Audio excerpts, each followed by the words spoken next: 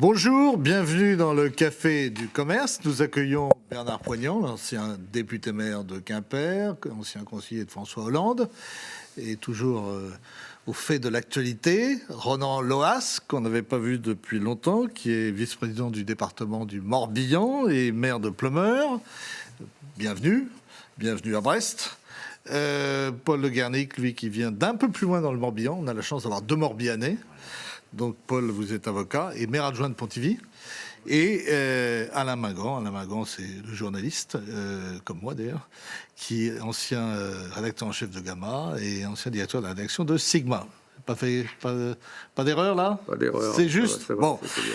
je vous propose qu'on parle de la peine qui a été infligée par le tribunal correctionnel à Nicolas Sarkozy.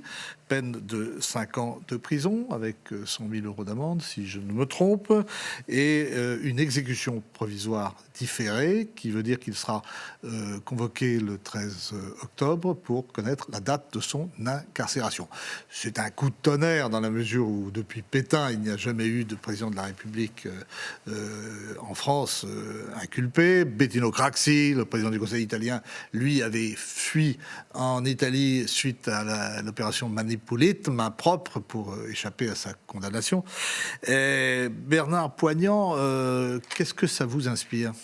Quand j'ai entendu le verdict, et notamment le chef d'accusation d'association de malfaiteurs, personnellement, je n'ai pas été surpris. Quand on suivait cette affaire, on voyait bien qu'il y avait des choses assez troubles.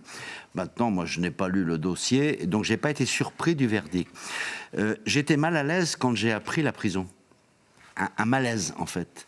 Même si, me renseignant, j'ai constaté que l'association de malfaiteurs comme délit avait été supprimée par Robert Badinter, rétablie par Albin Chalandon avec Chirac, et que l'exécution provisoire était une décision de 2019 issue d'un amendement du Sénat. Donc, je ne sais pas, t'es surpris. Oui, mais politique, ça met mal à l'aise. Alors, ce qui m'a crée parfois les conditions de... Voilà. Oui, bien, exactement.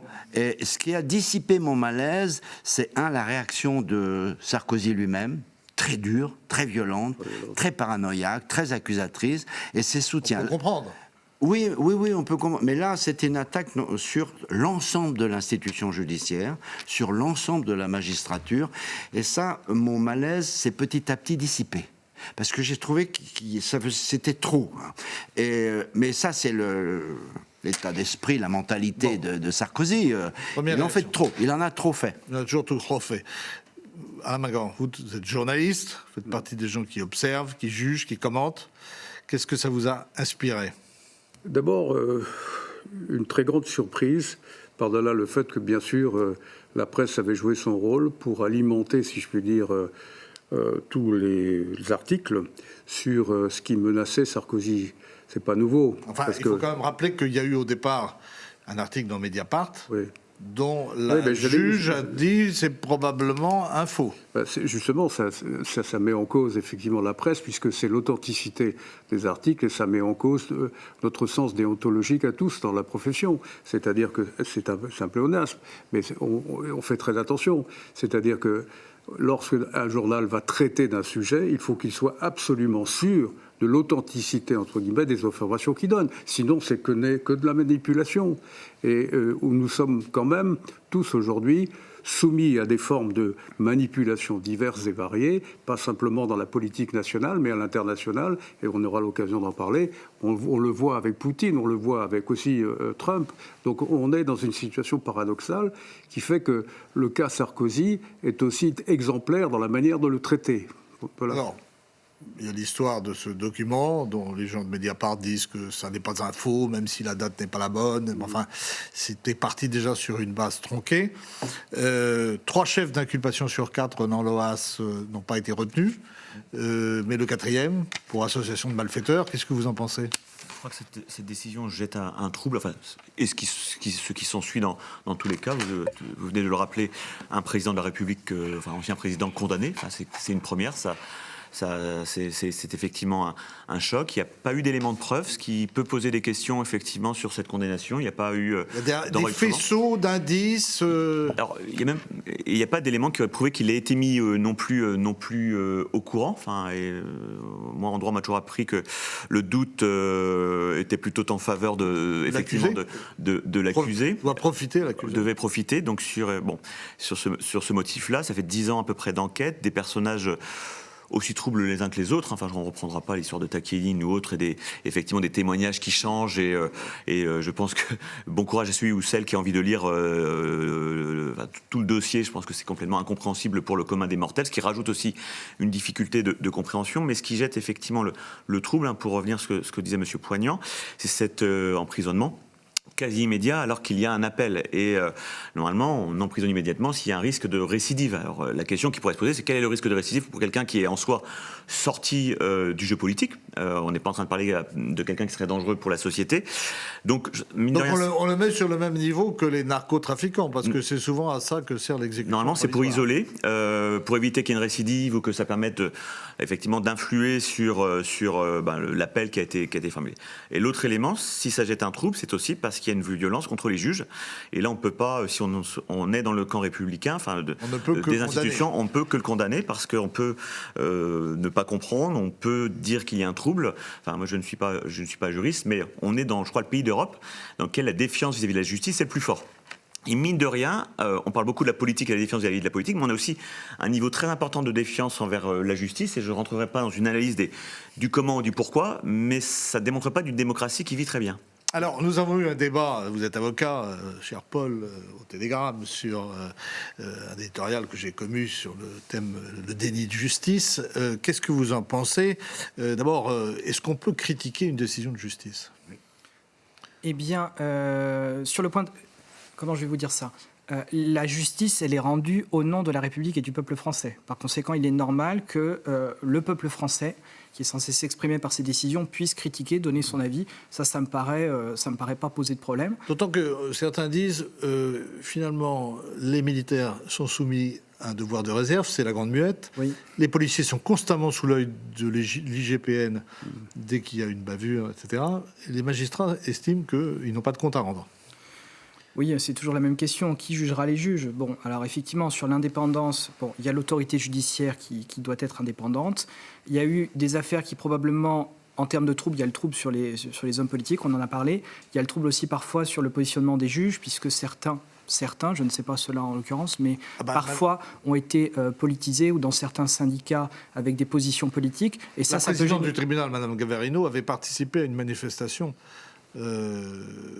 contre Nicolas Sarkozy. Eh bien, je trouve qu'effectivement, s'il faut de l'indépendance dans les décisions, ce doit être respecté, je pense, par l'administration judiciaire. Maintenant, sur la décision, effectivement, il y a cette peine de prison avec un mandat de dépôt qui a été différé, mais c'est lié dans le droit à l'importance de la peine, c'est-à-dire cette règle-là, elle existe pour qu'un agresseur, etc., ne puisse pas ressortir parce que l'appel court. Donc, c'est lié à la caractérisation qui a été faite des faits. Bon. Donc, effectivement, Et vous êtes choqué ou pas ? C'est-à-dire que... On a, d'après les sondages, en gros, pour simplifier, vous avez 40% de la population qui est choquée et 60% qui ne l'est pas. Oui. Et ça recouvre un peu aussi un clivage droite-gauche. Voilà, le problème, c'est ce que j'allais vous dire. C'est-à-dire que comme avocat, quand on nous pose une question, on dit toujours « je n'ai pas le fond de dossier, je ne peux pas trop m'exprimer ». Et comme politique, le problème, c'est que les gens sont un peu... vont juger en fonction de leur camp d'appartenance. Et bien sûr, la droite va dire « Sarkozy, c'est horrible ce qui lui arrive », puis la gauche va dire « c'est bien fait pour lui ». Et ça n'est pas très digne en réalité. Donc voilà, je pense qu'il y a une peine. Le problème, c'est effectivement le faisceau, le halo qui entoure l'association de malfaiteurs. Mais voilà, qui est une notion juridique un peu fourre-tout. C'est une notion un peu vague, un peu lâche, mais elle existe en droit français, donc elle est appliquée par la justice. Et Nicolas Sarkozy, en tant que justiciable, puisque c'est à ce titre, eh bien, il peut faire appel. Mais n'aurait-il pas pu être déféré devant la Cour de justice ? Je pense qu'il faut suivre là, en l'occurrence, c'est une infraction presque financière, finalement. Donc, je pense que, voilà, c'est aux tribunaux pénaux, disons, sur l'opposition entre les juges et l'exécutif, c'est vieux comme le monde. C'est vieux comme ça le date de la Fronde. Mais Et Mitterrand disait les juges ont tué la monarchie, mais tueront la République. Voilà. Personne ne l'a entendu, mais on le répète. Ouais. Mais concernant la juge qui a manifesté il y a 14 ans, c'est vrai, mais les avocats, au début de l'audience, pouvaient la récuser. Ils ne l'ont pas fait. Oui, tout à fait. Ils ne l'ont pas fait. C'est comme le faux de Mediapart. Sarkozy a porté plainte contre ce faux. Débouté en première instance, débouté en appel, débouté en cassation. Je ne sais pas s'il est vrai ou faux, mais en tout cas, qu'est-ce qui, moi, m'a mis la puce à l'oreille depuis longtemps? C'est le déplacement de Claude Guéant, directeur de cabinet du ministre, En Libye. et de Brice Hortefeux, ministre des collectivités sous la tutelle de Nicolas Sarkozy, aller voir discrètement un terroriste libyen, le responsable de l'attentat contre le DC-10 qui a fait tant de victimes. Alors c'est une visite qui était soi-disant discrète, mais il n'y a pas beaucoup de discrétion, elle a été rendue publique. Et quand on découvre qu'il y a 500 000 € sur le compte de Guéant et 400 000 sur le compte de Thierry Gobert, l'ami de Sarko, il y a des doutes. Oui. Et là, moi, quand j'ai vu ça, j'ai dit, oh là là, ça sent mauvais pour Sarkozy. Parce que l'association de malfaiteurs, ça ne veut pas dire que vous avez vous-même commis le délit. Il suffit d'en avoir l'intention. Et un directeur de cabinet d'un ministre et son ministre délégué ne peut pas aller à l'étranger sans le feu vert de son ministre. C'est impossible. Et donc, il y a des faisceaux. Moi, je ne connais pas, il y a des faisceaux. Mais moi, ça m'a mis, quand j'ai lu ça bien avant le verdict, oh là, je suis dit ça sent mauvais. À l'époque de Mitterrand, puisque c'est une époque que vous avez bien connue, Roland Dumas est allé intercéder, il était patron du Quai d'Orsay, pour bloquer l'instruction du juge Bruguère contre le DC-10 du TA. Ça veut dire que la France, de par sa position géopolitique, peut-être en dire un mot, elle a toujours été ambiguë et ambivalente dans sa relation avec ce genre de dictature. C'était de la réelle politique. On ne sait pas trop ce qu'ils sont allés demander à M. Senoussi. Mais vous savez que Mitterrand avait 2 avocats. Badinter pour le droit et Dumas pour le tordu. Oui, donc il fallait bien. Et effectivement, on est dans la réelle politique, mais là, on est dans la quête de chercher de l'argent pour une campagne. C'est autre chose. Oui, mais alors, Alain Mingan, vous savez qu'il y a toujours eu une tradition de la politique française, peut-être ce que les juges ont voulu casser aussi, d'aller chercher de l'argent en Afrique. Ça s'est fait, ça a commencé bien avant Chirac d'ailleurs. Bien sûr, bien sûr. Je vais raconter une petite anecdote qui fait que le mensonge, il est pratiqué, y compris de manière la plus futile qui soit. Il se trouve que moi j'avais suivi avec un confrère de l'Express et un confrère de France Soir, Mitterrand. Nous sommes à Châtellerault, où se ferme la partie intime, disons, dans laquelle va avoir le déjeuner. Je m'aperçois qu'à un moment donné, un des invités sort et je suis, de réflexe journalistique, je suis. Il va à la voiture de Mitterrand et le chauffeur dit Alain, il ne veut pas de presse. Très bien. Je reviens vers mes confrères en disant quand Mitterrand va sortir, on va suivre. Je vais à la voiture, et on suit, etc. Et voilà. Et j'aperçois dans le reflet sur la vitre arrière qu'il y a un confrère à l'intérieur qui est un grand photographe, un ami grand photographe. Et donc, très bien, je dis Mitterrand nous prend pour des cons. Donc, pas de presse, mais pour donner l'exclusivité à ce confrère, etc. Donc, évidemment, c'était de bonne guerre. Mais, donc, on s'en va. Et puis, au bout de 10 km, etc., la voiture s'arrête. Mitterrand sort. Je suis le premier devant. J'ai demandé est-ce qu'il n'y ait pas de presse, s'il vous plaît. Monsieur le Président, vous avez un confrère, ce sera dans Paris Match la semaine prochaine. Mais pas du tout, c'est pour un livre dans un an.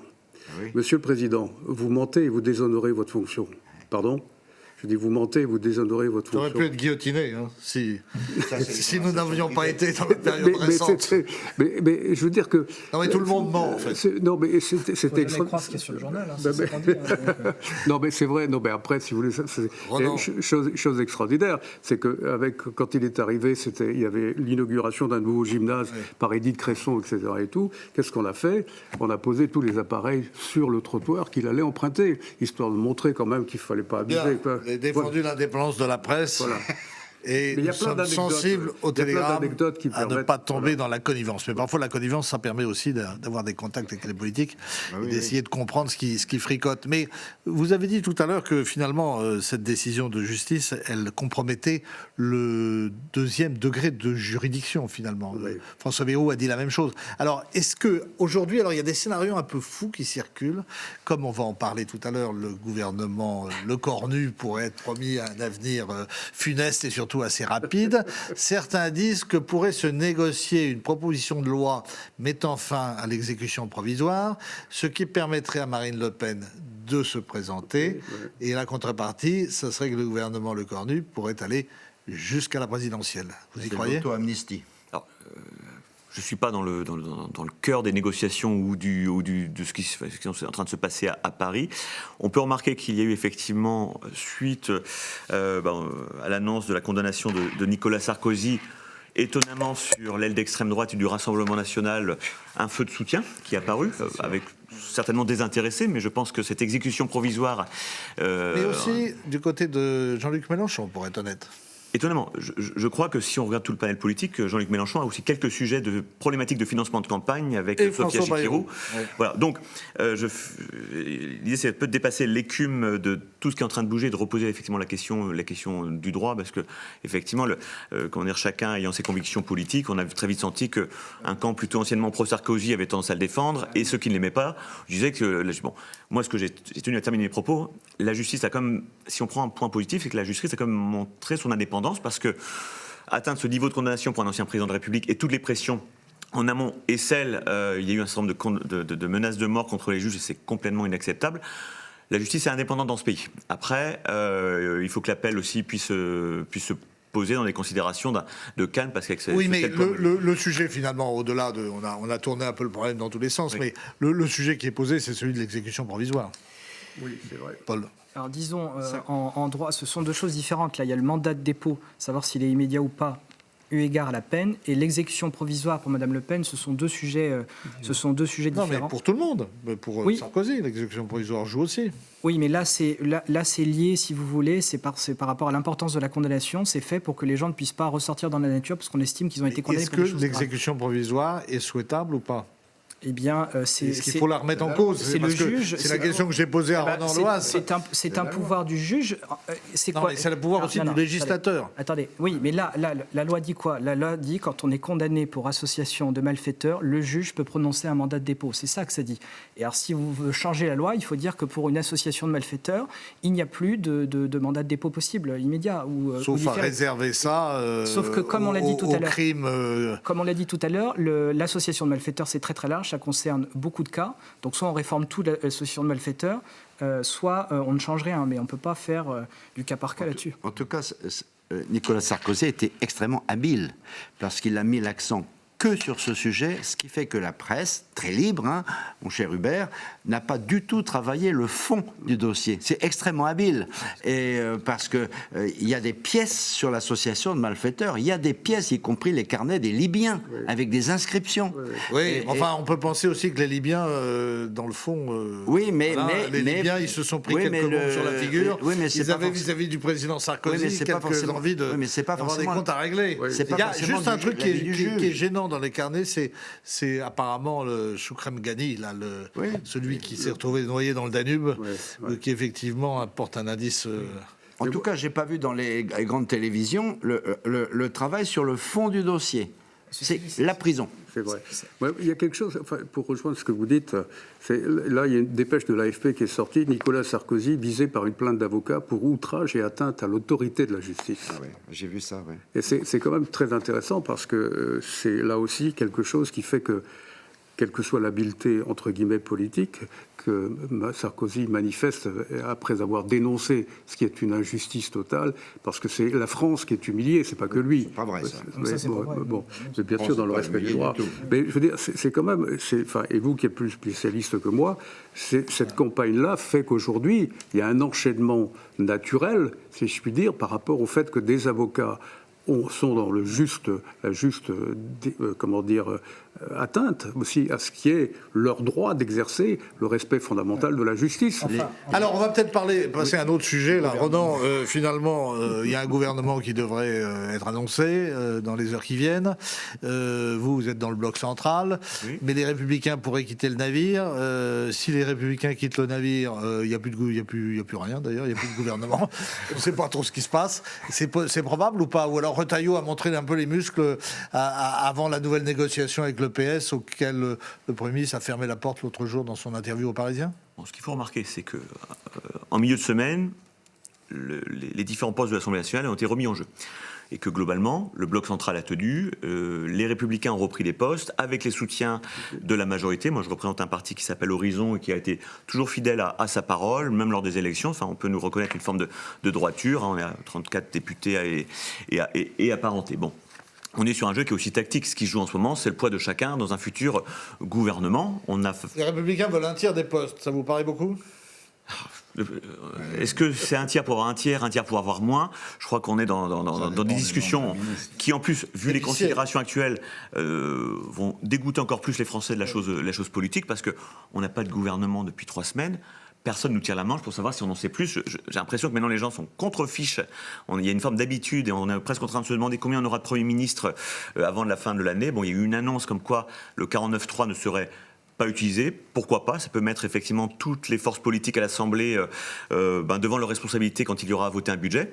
Donc une CMP, d'ailleurs. Il faut remarquer que les LR maintenant seront mieux représentés dans la CMP et que c'est la cuisine, ça. C'est-à-dire que la CMP serait plus favorable au bloc central avec le Sénat, mais ça obligerait quand même un vote à l'Assemblée. Bon, CMP, commission mixte paritaire, voilà. Parce que personne ne connaît ça. Mais au-delà de la cuisine, de la tambouille électorale, il y a quand même des enjeux économiques là qui sont posés. Finalement, le Premier ministre, il a fermé la porte aux socialistes sur la taxe Zucman, sur la suppression de la réforme des retraites. Mais de toute façon, comme le système est bloqué, aujourd'hui, pour élargir, il n'y a qu'à la gauche que ça peut bouger un petit peu.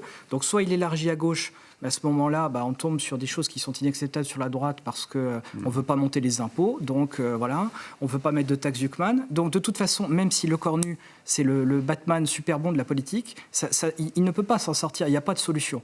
Donc de toute manière, quand le système est bloqué comme ça, à part naviguer un peu à vue... Vous croyez à la dissolution ?